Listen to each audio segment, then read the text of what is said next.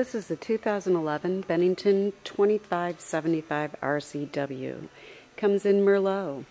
It has a stainless steel package, which includes a rub rail, stainless cast LED docking lights, the radius rail, portable cup holders, rounded seats for extra seating capacity.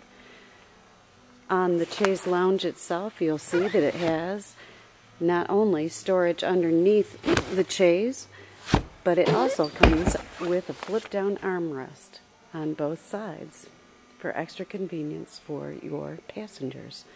Comes with an upgraded kicker speakers. This particular unit has 6. It has moon lighting, which is the LED spray lighting in an ice-cold blue color. Comes with a bow gate seat that can be used on the side or back up towards the front to complete a U. It has the upgraded teak table, extra large captain's helm, which is a one-piece fiberglass mold with nice rub rail and holding unit for passengers. It also comes with the elevated helm, upgraded captain's reclining chair, tilt steering, full instrumentation, Garmin fish graph. In the back, you'll see the RCW stands for the rear-facing chaise loungers.